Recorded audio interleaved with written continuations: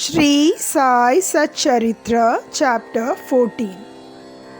In this chapter, we will see Ratanji Wadia of Nandad, Saint Mauli Sahib, Dakshina, and Mimansa. In the last chapter, we described how Baba's word and grace cured many incurable diseases. Now, we shall describe how Baba blessed Mr. Ratanji Wadia with an issue. The life of this saint is naturally sweet in and out. His various doings, eating, walking, and his natural sayings are also sweet. His life is bliss incarnate. Sai gave it out as a means of his devotees' remembrance to him. He gave them various stories of duty and action, which ultimately led them to true religion.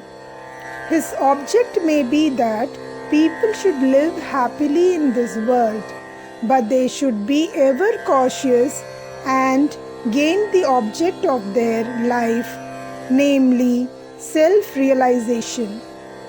We get human body as a result of merits in past births, and it is worthwhile that with its aid we should attain devotion and liberation in this life. So, we should never be lazy, but always be on the alert to gain our end and aim of life. If you daily hear the leelas or stories of Sai, you will always see him. Day and night you will remember him in your mind. When you assimilate Sai in this way, your mind will lose its fickleness, and if you go on in this manner, it will finally be merged in pure consciousness. Ratanji of Nandad. Now, let us come to the main story of this chapter. In Nandad, in the Nizam state, there lived a Parsi mill contractor and trader by name Ratanji Shapurji Wadia. He had amassed a large amount of money and had acquired fields and lands. He had got cattle, horses and conveyances and was very prosperous. To all outward appearances, he looked very happy and contented, but inwardly and really he was not so. Providential dispensation is that no one in this world is completely happy and rich. Ratanji was no exception to this. He was liberal and charitable, gave food and clothing to the poor, and helped all in various ways. The people took him to be a good and a happy man, but Ratanji thought himself miserable, as he had no issue, male or female, for a long time. As Kirtan, singing glories of the Lord without love or devotion, music of singing without rhythmical accompaniments, Brahman without the sacred thread, proficiency in all arts without common sense, pilgrimage without repentance, and ornamentation without a necklace are ugly and useless, so is the house of a man or householder without a male issue. Ratanji always brooded on this matter and said in his mind, "Would God be ever pleased to grant me a son?" He thus looked morose, had no relish for his food. Day and night he was enveloped with anxiety whether he would ever be blessed with a son. He had a great regard for Dasganu Maharaj. He saw him and opened his heart before him. Dasganu advised him to go to Shirdi, take Baba's darshan, fall at his feet, and seek his blessing and pray for issue. Ratanji liked the idea and decided to go to Shirdi. After some days, he went to Shirdi, took Baba's darshan and fell at his feet. Then, opening a basket, he took out a beautiful garland of flowers and placed it around Baba's neck and offered him a basket of fruits. With great respect, he then sat near Baba and prayed to him saying, "Many persons who find themselves in difficult situations come to you and you relieve them immediately." Hearing this, I have sought anxiously your feet. Please, therefore, do not disappoint me." Sai Baba then asked him for Dakshina of ₹5, which Ratanji intended to give, but added that he has already received ₹3 14 annas from him and that he should pay the balance only. Hearing this, Ratanji was rather puzzled. He could not make out what Baba meant. That was the first time he thought that he went to Shirdi, and how was it Baba said that he had formerly got ₹3 14 annas from him. He could not solve the riddle, but he sat at Baba's feet and gave the balance of the Dakshina asked for, explained to Baba fully as to why he came and sought his help, and prayed that Baba should bless him with a son. Baba was moved and told him not to be worried and that at that time his bad days had ended. He then gave him Udi, placed his hand on his head and blessed him, saying that Allah, God, would satisfy his heart's desire. Then after taking Baba's leave, Ratanji returned to Nanded and told Dasganu everything that took place at Shirdi. He then said everything went on well there, that he got Baba's darshan and blessing with prasad, but there was one thing which he could not understand. Baba said to him that he had got ₹3 and 14 annas before.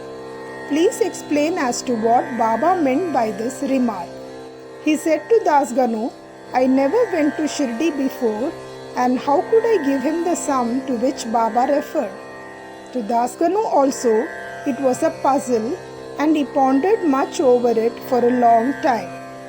Sometime afterwards, it struck him that Ratanji had received some days ago a Mohammedan saint by name Mauli Sahib in his house and had spent some money for his reception. This Mauli Sahib was Kuli saint, well known to the people of Nanded. When Ratanji decided to go to Shirdi, this Mauli Sahib accidentally came to Ratanji's house. Ratanji knew him and loved him, so he gave a small party in his honor. Dasganu got from Ratanji the yadi or memo of expenses of this reception, and everybody was wonderstruck to see that the expenses amounted to exactly ₹3 and 14 annas, nothing more, nothing less. They all came to know that Baba was omniscient. That thought he lived in Shirdi, he knew what happened outside, far away from Shirdi. In fact, he knew the past, present and future and could identify himself heart and soul with anybody. In this particular instance, how could he know the reception given to Mauli Sahib and the amount spent therefore unless he could identify himself with him and be one with him? Ratanji was satisfied with this explanation, and his faith in Baba was confirmed and increased. In due time afterwards, he was blessed with a son, and his joy knew no bounds. It is said that he had in all a dozen issues, out of which only 4 survived. In a footnote towards the end of this chapter, it is stated that Baba told Rao Bahadur Harivinayak Sate after the death of his first wife to remarry and that he would get a son. R.B. Sate married second time. The first 2 issues by this wife were daughters, and he therefore felt very despondent. But the third issue was a son. Baba's word did turn out true, and he was satisfied. Dakshina and Mimansa. Now, we should close this chapter with a few remarks about Dakshina. It is a well-known fact that Baba always asked for Dakshina from people who went to see him. Somebody may ask a question. If Baba was a fakir and perfectly non-attached, why should he ask for Dakshina and care for money? We should consider this question broadly now. First, for a long time Baba did not accept anything. He stored burnt matches, and filled his pocket with them. He never asked anything from anybody, whether he be a devotee or otherwise. If anybody placed before him a paise or two, he purchased oil or tobacco. He was fond of tobacco, for he always smoked a beedi or chilim. Chilim is an earthen pipe. Then some persons thought that they could not see the saints empty-handed, and they therefore placed some copper coins before Baba. If a paise was placed before him, he used to pocket it. If it was 2 paise coin, it was returned immediately. Then, after Baba's fame had spread far and wide, people began to flock in numbers, and Baba began to ask Dakshina from them. It is said in the Shruti, that is Veda, Puja of the gods is not complete unless a golden coin was offered. If a coin was necessary in the puja of the god, why should it be not so in the puja of the saints also? Ultimately, the Shastras laid it down that when one goes to see God, king, saint or guru, he should not go empty-handed. He should offer something, preferably coin or money. In this connection, we may notice the precepts recommended by the Upanishads. The Brihadaranyaka Upanishad says that the Lord Prajapati advised the god, men and demons by one letter, Da. The god understood by this letter that they should practice Dhamma, that is, self-control. The men thought or understood that they should practice Dhana, that is, charity. The demons understood that they should practice Daya, that is, compassion. To men, charity or giving was recommended. The teacher in the Taittiriya Upanishad exhorts his pupils to practice charity and other virtues. Regarding charity, he says, give with faith, give with magnanimity, that is, liberally, give with modesty, with awe and with sympathy. In order to teach the devotees the lesson of charity and to remove their attachment to money and thus to purify their minds, Baba extracted Dakshina from them. But there was this peculiarity, as Baba said, that he had to give back 100 times more of what he received. There are many instances in which this has happened. To quote an instance, Mr. Ganpatrao Bodas, the famous actor, says in his Marathi autobiography that on Baba's pressing him often and often for Dakshina, he emptied his money bag before him. The result of this was, as Mr. Bodas says, that in later life he never lacked money, as it came to him abundantly. There were also secondary meanings of Dakshina in many cases in which Baba did not want any pecuniary amount. To quote 2 instances, 1. Baba asked Rs 15 as Dakshina from Professor G.G. Narke, who replied that he did not have even a pie. Then Baba said, I know you have no money, but you are reading Yoga Vasishta. Give me Dakshina from that. Giving Dakshina in this case means deriving lessons from the book and lodging them in the heart where Baba resides. 2. In the second case, Baba asked a certain lady, Mrs. R.A. Tarkad, to give Rs 6 as Dakshina. The lady felt pain as she had nothing to give. Then her husband explained to her that Baba wanted 6 inner enemies, namely lust, anger, avarice, etc., to be surrendered to him. Baba agreed with this explanation. It is to be noted that though Baba collected a lot of money by Dakshina, he would distribute the whole amount the same day, and the next morning he would become a poor fakir as usual. When Baba took his Mahasamadhi, after receiving thousands and thousands of rupees as Dakshina for about 10 years, he had only a few rupees in his possession. In short, Baba's main object in taking Dakshina from his devotees was to teach them the lessons of renunciation and purification. Postscript. Mr. B.V. Dio of Thana, retired Mamladar and a great devotee of Baba, has written an article on this subject, Dakshina, in Sri Sai Leela magazine, volume 7, page 6 to 26, in which he says, amongst other things, as follows. Baba did not ask Dakshina from all. If some gave Dakshina without being asked, he sometimes accepted it, and at other times he refused it. He asked it from certain devotees only.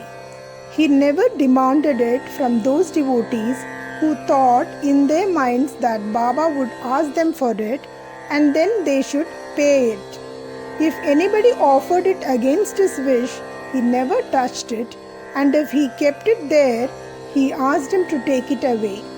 He asked for small or big amounts from devotees according to their wish, devotion, and convenience. He asked it even from women and children. He never asked all the rich for it, nor from all the poor. Baba never got angry with those from whom he asked Dakshina and who did not give it. If any Dakshina was sent through some friend who forgot to hand over the same to Baba, he reminded him somehow of it and made him pay it. On some occasions, Baba used to return some sum from the amount tendered as Dakshina and ask the donor to guard it or keep it in his shrine for worship. This procedure benefited the donor or devotee immensely. If anybody offered more than he originally intended to give, he returned the extra amount. Sometimes he asked more Dakshina from some than what they originally intended to give, and if they had no money, asked them to get or borrow from others. From some, he demanded Dakshina 3 or 4 times a day. Out of the amount collected as Dakshina, Baba spent very little for his own sake, namely buying chilim, a clay pipe, and fuel for his dhuni, sacred fire, and all the rest he distributed as charity in various proportions to various persons. All the paraphernalia of the Shirdi Sansthan was brought by various rich devotees at the instance and suggestion of Radha Krishna Mai. Baba always used to get wild and scolded those who brought costly and rich articles. He said to Mr. Nana Sahib Chandorkar that all his property consisted of 1 kopin, which is codpiece, 1 stray piece of cloth, 1 kafni, and a tamril, a tin pot, and that all the people troubled him by bringing all these unnecessary, useless, and costly articles. Women and wealth are the 2 main obstacles in the way of our Paramatha spiritual life, and Baba provided in Shirdi 2 institutions, namely Dakshina and Radha Krishna Mai. Whenever they came to him, he demanded Dakshina from them and asked them to go to the school, Radha Krishna Mai's house. If they stood these 2 tests well, that is, they showed that they were free from attachment for women and wealth, their progress in spirituality was rapid and assured by Baba's grace and blessings. Mr. Dio has also quoted passages from the Gita and Upanishads and shown that charity given in a holy place and to a holy personage conduces to the donor's welfare to a great degree. What is more holy than Shirdi and its presiding deity, Sai Baba? Woe to Sri Sai, peace be to all.